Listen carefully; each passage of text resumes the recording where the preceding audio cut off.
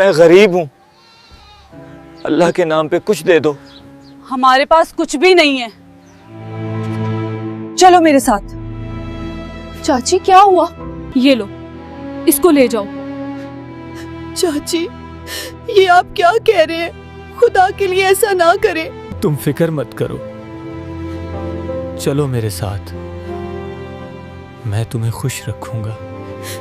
एक गांव में जैनब नाम की एक लड़की रहती थी। उसकी उम्र 18 साल थी। जैनब एक यतीम लड़की थी। उसके माँ बाप इस दुनिया में नहीं रहे थे। उनके जाने के बाद उसके पास रहने के लिए कोई अपना घर नहीं बचा था। मजबूर होकर वह अपने चाचा अकरम के घर आ गई, जहां उसे सिर्फ एक छत तो मिल गई मगर अपनापन नहीं। अकरम की उम्र तकरीबन 40 साल थी और वह गांव के चौक में एक छोटी सी किराने की दुकान चलाता था। घर में उसकी बीवी शकीला बेगम भी थी और उनकी एक बेटी आयशा, जो उम्र में जैनब जितनी ही थी। एक ही घर में रहते हुए भी जैनब की जिंदगी बिल्कुल अलग थी। आयशा उस घर की बेटी थी और जैनब उसी घर में रहते हुए भी एक नौकरानी से ज्यादा कुछ नहीं थी। सुबह होती तो शकीला बेगम की तेज आवाज पूरे घर में गूंज उठती। जैनब, अभी तक सो रही हो? नवाबों की तरह पड़ी रहोगी क्या?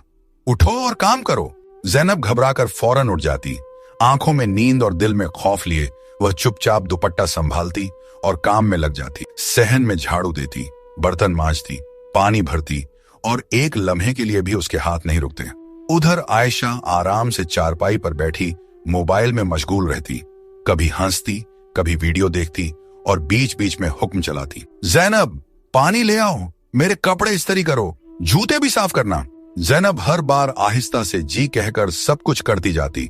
न कोई शिकायत, न कोई जवाब। शकीला बेगम दूर से उसे घूरती रहती और सख्त लहजे में कहती, काम ठीक से करना वरना आज खाना नहीं मिलेगा। ये सुनकर जैनब के हाथ और तेज चलने लगते। भूख पहले ही उसे कमजोर कर रही होती और ऊपर से डर उसके दिल को जकड़े रखता। सारा दिन वह यूं ही काम में लगी रहती। न आराम मिलता, न प्यार, बस हुक्म, डांट और खामोशी उसकी जिंदगी बन चुकी थी। शाम ढल रही थी। जैनब सहन में झुकी हुई काम कर रही थी। हाथ थकान से बोझिल थे मगर वह रुकी नहीं। इतने में दरवाजा खुला। अकरम घर वापस आया। दिन भर की मेहनत उसके चेहरे से जाहिर थी। जैनब ने उसे देखा तो फौरन सर झुका लिया और एक तरफ हो गई। अकरम की नजर एक लम्हे के लिए जैनब पर ठहरी। उसके दिल में हमदर्दी आई मगर वह कुछ कह न सका, क्योंकि वह जानता था कि उसकी बीवी शकीला बेगम बहुत तेज और चालाक औरत है। उसके सामने वह कभी खुलकर बात नहीं कर पाता। उसी लम्हे शकीला बेगम तेज कदमों से सामने आ गई। आ गए आप, अपनी लाडली को भी देख लें, वह गुस्से से बोली। सारा दिन सुस्ती करती है, काम कुछ नहीं होता इससे। जैनब खामोश खड़ी रही, सर झुकाए। अकरम ने हल्की आवाज में कहा, काम तो करती है। मगर शकीला बेगम फौरन भड़क गई। आपको तो बस इसकी तरफदारी करनी है, हम इसे मुफ्त में पाल रहे हैं क्या? अकरम फौरन खामोश हो गया। वह अपनी बीवी के आगे बेबस था। न वह बहस कर सकता था, न आवाज उठा सकता था। उसने एक नजर जैनब पर डाली मगर कुछ न कहा और खामोशी से अंदर चला गया। जैनब वहीं खड़ी रह गई, खामोश, अकेली और बिल्कुल बेसहारा। रात हो चुकी थी। घर में सब अपने कमरों में सो चुके थे। जैनब आहिस्ता से सहन के कोने में पड़ी अपनी टूटी सी चारपाई पर आकर लेट गई। पेट खाली था और दिल भरा हुआ। उसने आंखें बंद की मगर नींद नहीं आई। खामोशी में उसके आंसू बहते रहे। सुबह हुई तो अकरम काम के लिए निकल गया। जैनब खामोशी से एक तरफ खड़ी थी। जैसे ही दरवाजा बंद हुआ, शकीला बेगम का लहजा बदल गया। अब खड़ी क्या हो, जाओ अपना काम करो। जैनब डर कर फौरन काम में लग गई। इतने में दरवाजे पर दस्तक हुई। अल्लाह के नाम पर कुछ दे दो। शकीला बेगम तेज कदमों से दरवाजे की तरफ बढ़ी और दरवाजा खोल दिया। दरवाजा खुला तो बाहर एक नौजवान फकीर खड़ा था, फटे पुराने कपड़े मगर नजरें सीधी। वह आहिस्ता से बोला, अल्लाह के नाम पर कुछ दे दो। शकीला बेगम ने सर्द नजरों से उसे देखा। हमारे पास कुछ नहीं है। वह मुड़ने ही लगी थी कि उसकी नजर जैनब पर पड़ी, जो खामोशी से एक तरफ खड़ी थी। उसी वक्त आयशा भी पास आ गई और हल्की सी मुस्कुराहट के साथ बोली, अम्मी बिल्कुल ठीक कह रही हैं आप। शकीला बेगम के चेहरे पर सख्ती आ गई। वह फकीर की तरफ मुड़ी और बेरहमी से बोली, अगर लेना ही है तो इसे ले जाओ। जैनब जैसे सुनकर साकित रह गई। चाची, ये आप क्या कह रही हैं? उसकी आवाज कांप रही थी। वह रोते हुए आगे बढ़ी, खुदा के लिए मेरे साथ ऐसा ना करें। जैनब की आंखों से आंसू बहने लगे मगर शकीला बेगम ने उसकी एक न सुनी। उसने जैनब का हाथ पकड़ा और जबरदस्ती उसे फकीर के हवाले कर दिया। दरवाजा जोर से बंद हो गया और जैनब रोती हुई एक अजनबी के साथ अकेली रह गई।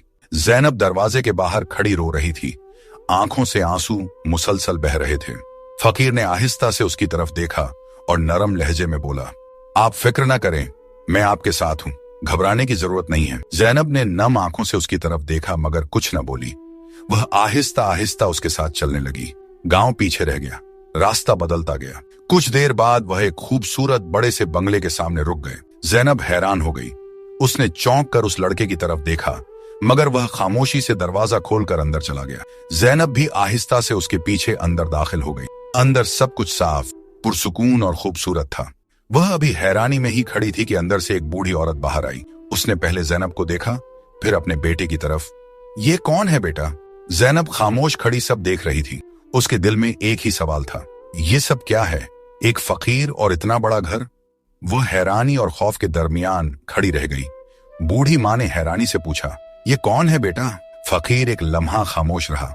उसने जैनब की तरफ देखा, फिर आहिस्ता से बोला, अम्मी, ये यतीम है, इसका कोई सहारा नहीं, इसीलिए मैं इसे यहाँ ले आया हूँ। इतना कहकर वह खामोशी से मुड़ा और बंगले से बाहर चला गया। सफिया बेगम कुछ लम्हे वहीं खड़ी रहीं, फिर उनके चेहरे पर नरमी आ गई। उन्होंने जैनब की तरफ देखा और आहिस्ता से कहा, आओ बेटी, अंदर आ जाओ। जैनब खामोशी से उनके साथ अंदर चली गई। वह उसे एक कमरे में ले गई और थोड़ी देर बाद खाना लाकर उसके सामने रख दिया।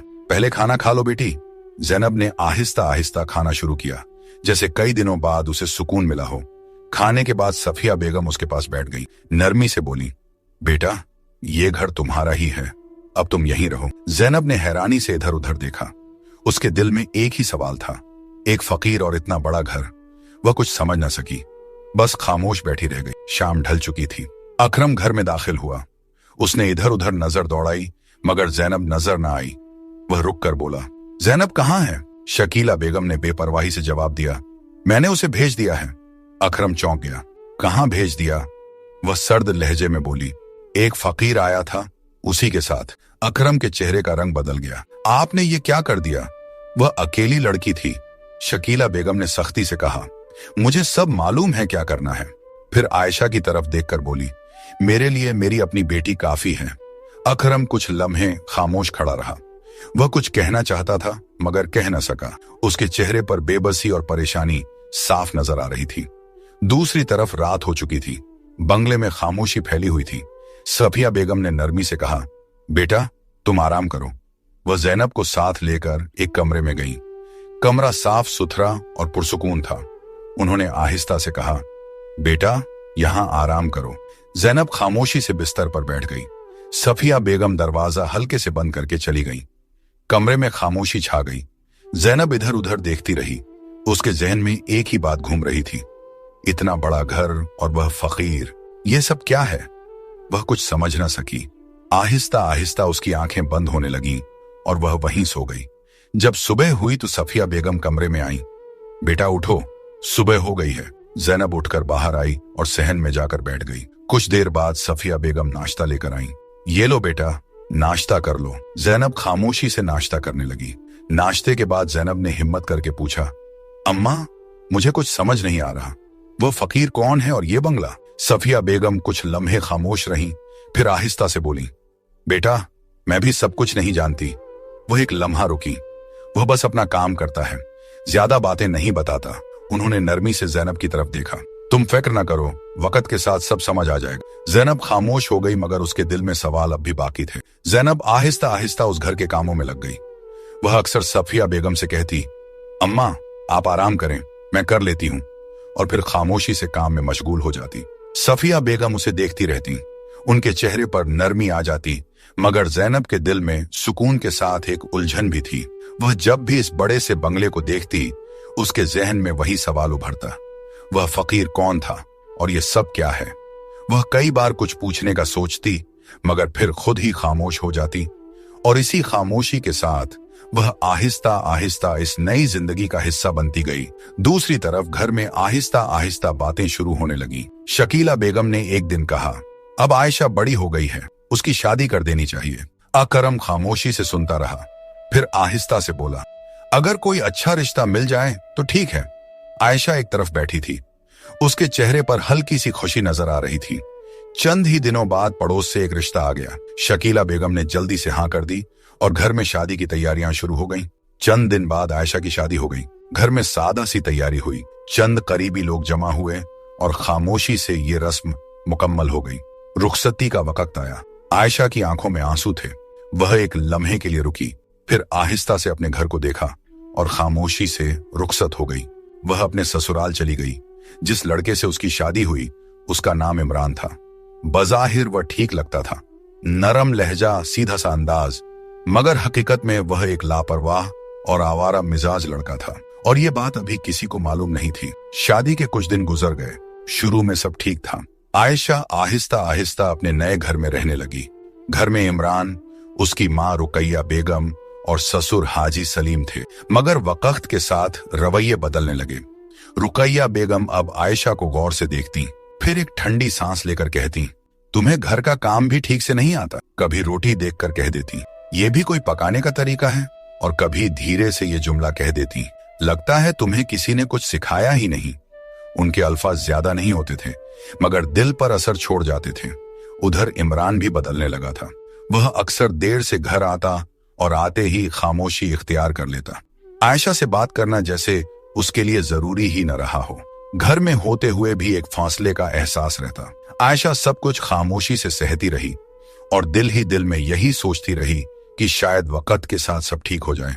दूसरी तरफ कुछ महीने गुजर गए। जैनब अब उस घर के काम संभालने लगी थी और खामोशी से सफिया बेगम का हाथ बटाती रहती, मगर उसके दिल के सवाल अब भी वैसे ही थे। एक रात दरवाजे पर हल्की सी दस्तक हुई। जैनब ने दरवाजा खोला और एक लम्हे के लिए रुक गई। सामने वही फकीर खड़ा था, उसी सादे हाल में। वह कुछ कहे बगैर अंदर आ गया। सफिया बेगम के चेहरे पर सुकून आ गया। आ गए बेटा। रात खामोशी में गुजर गई। न उसने कुछ बताया, न किसी ने कुछ पूछा। जैनब सारी रात उलझन में रही।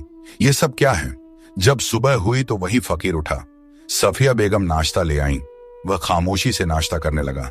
फिर उसने अपनी मां की तरफ देखा और आहिस्ता से कहा, अच्छा अम्मा, मैं चलता हूं, और बिना कुछ कहे वहां से चला गया। जैनब दरवाजे पर खड़ी उसे जाता देखती रही। उसके दिल के सवाल अब और भी बढ़ गए थे कि आखिरकार ये फकीर कौन है। जैनब आहिस्ता आहिस्ता अंदर आई। उसके चेहरे पर उलझन साफ नजर आ रही थी। वह सफिया बेगम के पास आकर रुक गई और हिचकिचाते हुए बोली, अम्मा, ये कौन है? सफिया बेगम ने एक लम्हा उसे देखा, फिर नरमी से बोली, बेटा, हर बात का एक वक्त होता है। वह थोड़ी देर रुकी। जब वक्त आएगा तुम्हें सब खुद समझ आ जाएगा। अभी परेशान होने की जरूरत नहीं है। जैनब खामोश हो गई, मगर उसके दिल को तसल्ली न मिली। वह कुछ समझ न सकी। ये सब क्या है? वह फकीर कौन है? ये सवाल उसके दिल में वैसे ही रह गए। दूसरी तरफ वक्त के साथ आयशा के लिए हालात बदलने लगे। रुकैया बेगम का रवैया सख्त हो गया और इमरान भी बात बात पर नाराज रहने लगा। घर का माहौल बोझिल हो गया था। आयशा खामोशी से सब सहती रही। एक दिन खाने में नमक कुछ ज्यादा हो गया। बात छोटी सी थी, मगर वहीं खत्म न हुई। रुकैया बेगम ने सख्त लहजे में आयशा को टोक दिया। आयशा घबरा गई। वह आहिस्ता से कुछ कहने लगी, मगर बात बढ़ती चली गई। उसी दौरान इमरान घर आ गया। उसने आते ही बात सुनी और बिना कुछ समझे आयशा पर गुस्सा हो गया। आयशा अपनी सफाई देना चाहती थी, मगर उसने एक न सुनी। गुस्सा उसके काबू में न रहा और उसी गुस्से में उसने आयशा को तलाक दे दी। एक लम्हे में सब कुछ खत्म हो गया। आयशा साखित खड़ी रह गई। आंखों में आंसू थे, मगर अब कुछ बाकी नहीं था। इमरान ने धक्का देकर आयशा को घर से बाहर निकाल दिया। दरवाजा उसके पीछे बंद हो गया। आयशा कुछ लम्हे वहीं खड़ी रह गई।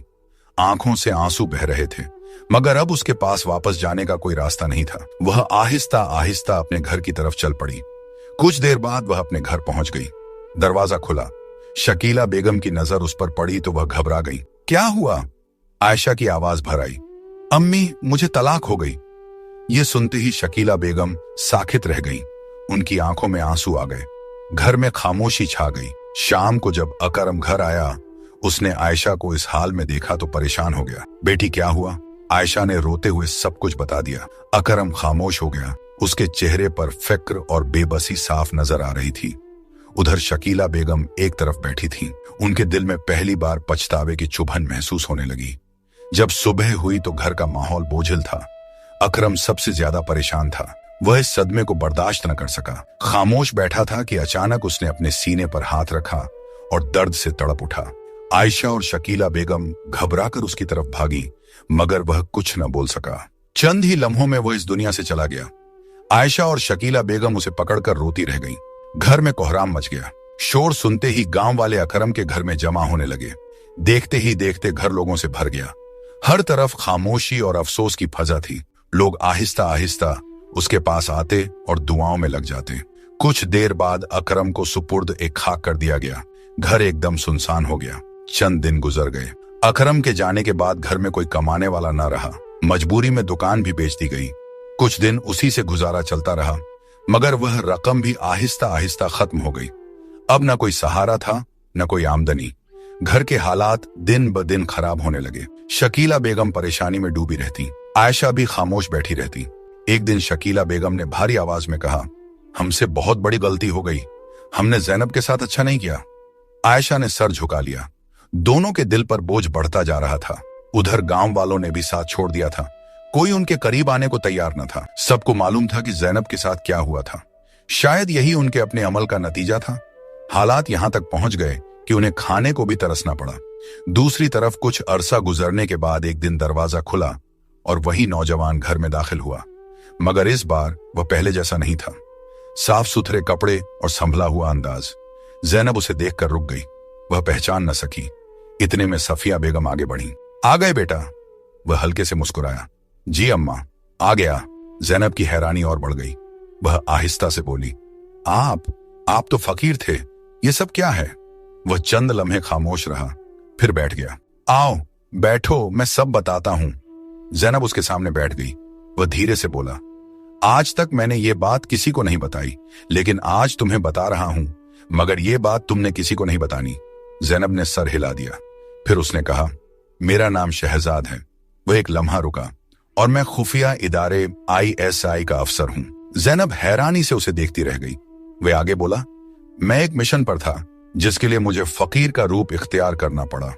कई महीनों से इसी काम में था, और अब मेरा मिशन मुकम्मल हो चुका है।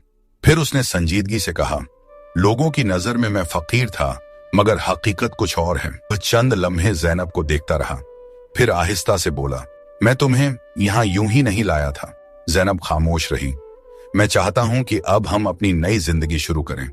फिर उसने नरमी से कहा, मैं तुमसे शादी करना चाहता हूं, क्या तुम राजी हो?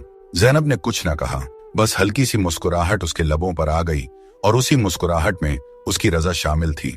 चंद दिनों बाद उनकी शादी धूमधाम से हुई। घर में रोशनियों की बहार थी। रिश्तेदार और मेहमान खुशी में शरीक थे। जैनब के चेहरे पर सुकून और खुशी साफ नजर आ रही थी। वह बार बार दिल ही दिल में शुक्र अदा करती। शहजाद भी उसका हर तरह ख्याल रखता। वक्त गुजरता गया और दोनों खुशी से जिंदगी गुजारने लगे। एक दिन शहजाद ने मुस्कुराकर कहा, चलो आज शहर घूमने चलते हैं। जैनब ने हल्की सी मुस्कुराहट के साथ हाँ कर दी। दोनों गाड़ी में बैठे और शहर की तरफ निकल गए।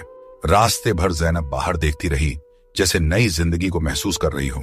कुछ देर बाद शहजाद ने गाड़ी एक जगह रोकी। चलो यहां कुछ खा लेते हैं। दोनों गाड़ी से उतरे। जैसे ही आगे बढ़े जैनब के कदम अचानक रुक गए। उसकी नजर सामने पड़ी। फुटपाथ के किनारे दो औरतें बैठी थीं, पुराने कपड़े और हाथ में कटोरा। वह भीख मांग रही थीं। जैनब की सांस रुक सी गई। वह पहचान चुकी थी। वह उसकी चाची और आयशा थीं। वह आहिस्ता आहिस्ता उनकी तरफ बढ़ी, आंखों में हैरानी और दिल में बेशुमार सवाल। चाची, आप यहां? शकीला बेगम ने सर उठाया।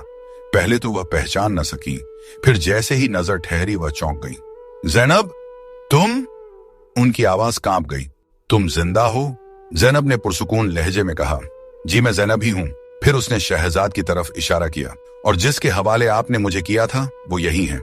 ये सुनते ही शकीला बेगम की आंखों में आंसू आ गए। वह कांपती हुई आवाज में बोली, बेटा हमें माफ कर दो, हमसे बहुत बड़ी गलती हो गई। आयशा भी सर झुकाए बैठी थी। जैनब कुछ लम्हे खामोश रही, फिर आहिस्ता से बोली, आप माफी के काबिल तो नहीं थी, मगर अल्लाह की रजा के लिए मैं आपको माफ करती हूँ। उसने चंद नोट निकाले और उनके कटोरे में रख दिए, फिर खामोशी से मुड़ गई। शहजाद उसके साथ था। दोनों आगे बढ़े और एक रेस्टोरेंट में दाखिल हो गए। टेबल पर बैठकर खाना मंगवाया। कुछ लम्हे खामोशी रही, फिर शहजाद ने आहिस्ता से पूछा, ये वही हैं? जैनब ने सर हिलाया। हाँ वही। शहजाद खामोश हो गया और जैनब ने एक गहरी सांस ली, जैसे माँ जी का बोझ वहीं छोड़ आई हो। और यूं उनकी जिंदगी एक नई रोशनी के साथ आगे बढ़ गई। इंसान जो दूसरों के साथ करता है वही एक दिन उसके सामने आता है, इसलिए हमेशा रहम और अच्छाई का रास्ता इख्तियार करें। अगर आपको यह कहानी पसंद आई हो तो चैनल को सब्सक्राइब करें। फिर मिलते हैं अगली कहानी में।